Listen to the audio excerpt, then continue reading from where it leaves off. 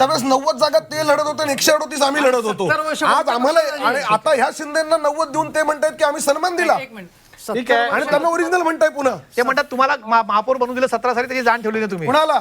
तुम्हाला महापौर बनवून दिला 17 साली, जाण ठेवली नाही. आमचे उपकार होते भारतीय जनता पार्टीमुळे, म्हणून भारतीय जनता पार्टी महाराष्ट्रामध्ये टिकली नाही, तो उखडून फेकली असती कधीच इथल्या लोकांनी. तुमचे उपकार तुमचं पातक आहे. आमचं पाप आहे. मान्य मान्य. माझ्या पक्षाच्या वतीने मी अधिकृतपणे मान्य करतो की आम्ही भाजपला केलेली मदत या महाराष्ट्रातली हे आमचं पाप आहे. जयेश वाणी हे भोगावं लागतंय. आहे ना.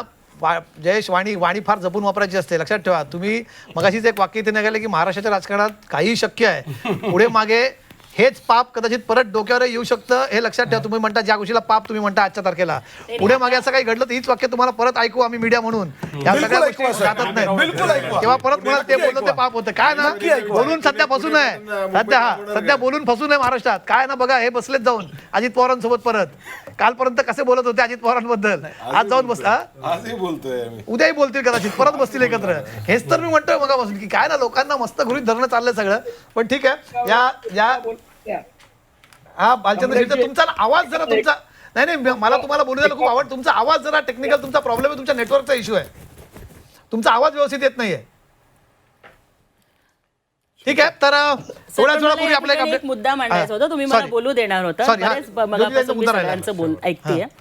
मुद्दा क्रमांक 1 की जयेशदादा जे बोलले की पत्रकारांच्यावरती गुन्हे दाखल होतील का, मला आठवण करून द्यायची आहे की कोविडच्या काळात कुणी पत्रकारांवर गुन्हे दाखल केले होते आणि कुणी पत्रकारांना अटक केली होती. मी तुमचं सगळ्यांचं ऐकून घेतलंय. आता माझंही मला वाटतं की शिष्टाचार समजून त्यांनी ऐकून घ्यावं. उत्तर द्यायचं असेल तर तुम्ही नंतर द्या. त्याच्यानंतर आणखी एकनाथ शिंदे साहेबांच्या बद्दल हे जे काही त्यांची बार्गेनिंग पॉवर कमी होईल का वगैरे वगैरे, किंवा ते संपतील का, ह्या ज्या काही चर्चा चालू आहेत त्यांना नाही इतर हे तर मला या ठिकाणी एक वाटतं की ह्या चर्चा करताना आपण एकनाथ शिंदे साहेबांना समजूनच घेतलेलं नाहीये की तुम लाख कोशिश करो हमें दबाने की, हम बीच है हर बार उग के आएंगे. अहो एक तुम्ही बघा की सुरुवातीला ज्या पद्धतीचं नॅरेटिव्ह त्यांच्याबद्दल सेट झालं होतं ते त्यांनी कामानी बदललं. लोकसभेमध्ये, विधानसभेमध्ये, नगर परिषदांच्या मध्ये त्यांनी कुठल्या पद्धतीचा विजय मिळवला. कार्यकर्त्यांना थेट ऍक्सेस देणं ही त्यांची ओळख आहे सर. आणि मी तुम्हाला सांगते की बघा, एक प्रकारचा विद्यार्थी असतो जो फक्त 35 मार्काची तयारी करतो आणि म्हणतो बघा मी किती छान पेपर लिहिला. आम्ही कुठलाच चॅप्टर ऑप्शनला टाकला नाही सर. आम्ही सोलापूर पण ऑप्शनला टाकला नाही, आम्ही नांदेड पण ऑप्शनला टाकला नाही. ठराविक गोष्टीवरती लक्ष केंद्रित करायचं आणि बघा माझा परफॉर्मन्स. दुसरा गोष्ट राहिला स्ट्राईक रेटचा सर. मी बसल्या बसल्या मोबाईलवरती गणितं काढली. 227 जागा ठाकरे बंधूंनी लढवून 75 आणणं 32% स्ट्राईक रेट, आणि आम्ही 91 लढवून जो काही आमचा 29-30चा आकडा दिसतोय तो 31% स्ट्राईक रेट सर. 1-2 टक्क्याचा फरक आहे, तो सुद्धा संध्याकाळपर्यंत कव्हर करू. ठीक आहे. चला त्या मुद्द्यावर आपण कव्हर करूया. आणि आपण ही खूप इंटरेस्टिंग चर्चा झाली आहे. सगळ्यांचे आभार या चर्चेमध्ये आल्याबद्दल. जयेश वाणीजी, हेमंत देसाई सर, अभिजित ब्रह्मनाथकर, राजेश कोचेकरजी, महेश तपासेजी, ज्योती वाघमारेजी, सिद्धार्थ मोकळेजी आणि काकासाहेब कुलकर्णी, आपल्या सगळ्यांचे खूप आभार. भालचंद्र शिरसाटजी, तुमचा ऑडिओ ठीक पोहोचू शकला नाही. आम्हाला वाटलं होतं ही चर्चा पुन्हा खूप इंटरेस्टिंग होईल, पण थोडा तुमचा टेक्निकल इश्यू. पण तुमचेही खूप खूप आभार ही चर्चा करण्यासाठी. आपल्या या सगळ्या बातम्यांचा अपडेट असेल. सुरेश, मुख्यमंत्री देवेंद्र फडणवीस यांनी अभिनंदन केलंय भारतीय जनता पक्षाचे मुंबईचे अध्यक्ष अमित साटम यांचं. त्याही बातम्या आणि या पुढच्या बातम्यांचा अपडेट घेऊन येतात माझे सहकारी रुबीना पठाण आणि सौरभ कोरटकर. तर मुंबई वॉर्ड 189 मधून देखील आणखी एक उमेदवार विजयी झालेले आहेत. तर आणखी एक महत्त्वाची अपडेट राजकीय. मुंबईतील विजयानंतर रवींद्र चव्हाणांना मुख्यमंत्री देवेंद्र फडणवीसांनी फोन केलेला आहे. मनपा निवडणुकीतल्या यशाबद्दल रवींद्र चव्हाण यांचं अभिनंदन केलेलं आहे मुख्यमंत्री देवेंद्र फडणवीसांनी.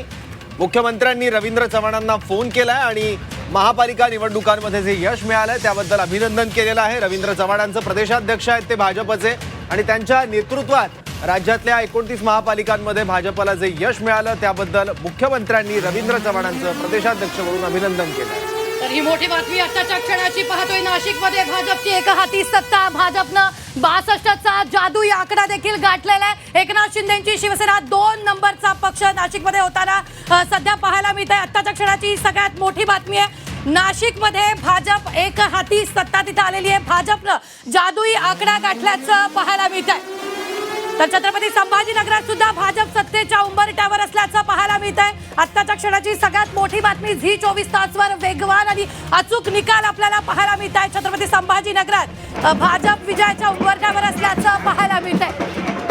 छत्रपती संभाजीनगरमध्ये जल्लोष सुरू आहे. भाजपचा मंत्री अतुल सावे हे सध्या सेलिब्रेशन मोडमध्ये आपल्याला दिसत आहेत. छत्रपती संभाजीनगरमध्ये भाजप सत्तेच्या उंबरठ्यावर पोहोचली आहे. वास्तविक हेच छत्रपती संभाजीनगर आहे जिथे अंतर्गत रोषाचा सामना अतुल सावेंना आणि भागवतकरांना करावा लागलेला होता. नाराजांनी घेराव घातला होता त्यांच्या गाडीला आणि त्यांच्या समोरच त्यांच्या फोटोला काळं फासलं होतं. त्यामुळे भाजपचं या निवडणुकीत नेमकं काय होणार हा एक प्रश्न विचारला जात होता, ज्याचं उत्तर या महापालिका निवडणुकीत मिळालेलं आहे.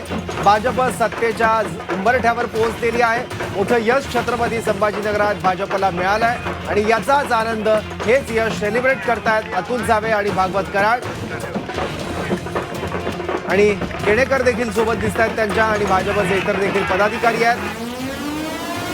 तर मोठी बातमी आता येते. पुण्यात तानाजी सावंतांच्या मुलाचा पराभव झालेला आहे. पुण्यात तानाजी सावंतांच्या मुलाचा पराभव झाला. एकूणच जर आपण पाहिलं तर राज्यातील महापालिका निवडणुकीचे निकाल हाती येत आहेत. भाजपनं मोठी मुसंडी मारल्याचंही पाहायला मिळतंय. त्यातच मुंबईच्या वॉर्ड 56 मधून लक्ष्मी भाटिया विजयी झालेल्या आहेत. राजुल देसाई यांची कांटेकी टक्कर इथे त्यांच्या बरोबर झालेली होती. 56 मधून लक्ष्मी भाटिया विजयी झालेल्या आहेत. ही सगळ्यात मोठी बातमी आपण पाहतोय. राजुल देसाई त्यांच्या विरोधात होत्या, लक्ष्मी भाटियांच्या विरोधात, आणि आता लक्ष्मी भाटिया या विजयी झालेल्या आहेत. लक्ष्मी भाटिया शिवसेना उद्धव बाळासाहेब ठाकरे पक्षाच्या या उमेदवार होत्या आणि वॉर्ड 56 मधून लक्ष्मी भाटिया विजयी झालेल्या आहेत. चंद्रपुरात भाजपच्या माजी महापौरांचा पराभव झालेला आहे. काँग्रेस उमेदवाराकडून राखी कांचलवारांचा पराभव झालेला आहे. चंद्रपुरात भाजपच्या माजी महापौर पराभूत झाल्यात. भाजपला एक मोठा धक्का. चंद्रपुरामध्ये काँग्रेसच्या उमेदवाराकडून हा पराभव भाजपला पत्करावा लागलेला आहे.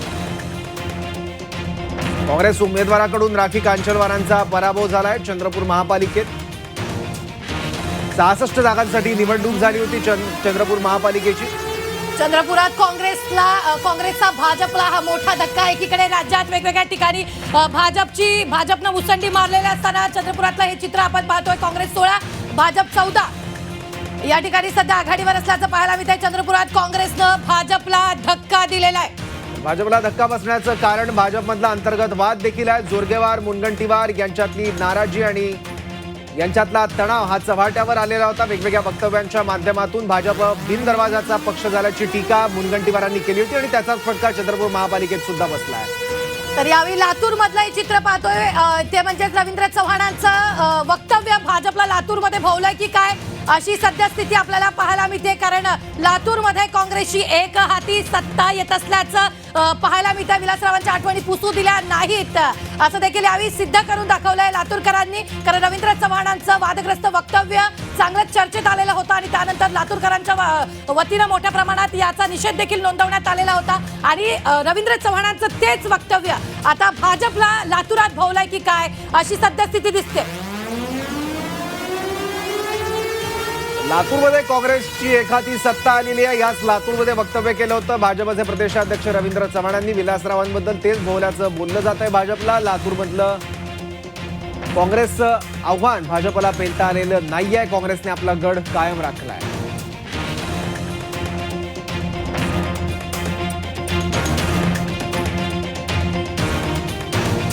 तर मुंबईतलं सध्याचं पक्षीय बलाबल म्हणजे कोणत्या पक्षाचे किती उमेदवार आघाडीवर आहेत ते आपण बघतोय.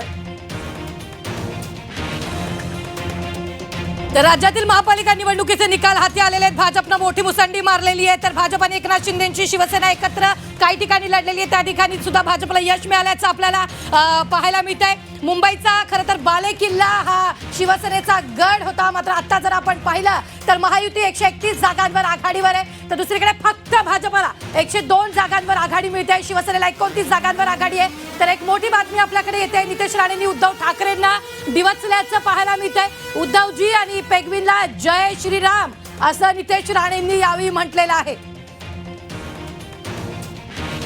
नितेश राणे आणि ठाकरे कुटुंबियांच्यात कायम आरोप प्रत्यारोप होत आल्याचं आपल्याला बघायला मिळालंय. राजकीय प्रतिस्पर्धी देखील राहिलेले आहेत मुंबईतल्या राजकारणामध्ये आणि नितेश राणे कायम उद्धव ठाकरेंवर निशाणा साधत आलेले आहे. आणि आता नितेश राणे यांनी पुन्हा एकदा ठाकरेंना डिवचलंय. नितेश राणेंनी उद्धव ठाकरेंना डिवचलंय. मुंबई महापालिकेचे जे कल आणि निकाल हाती आलेले आहेत त्यावरून उद्धवजी आणि पेंग्विनना जय श्रीराम असं म्हटलंय नितेश राणेंनी.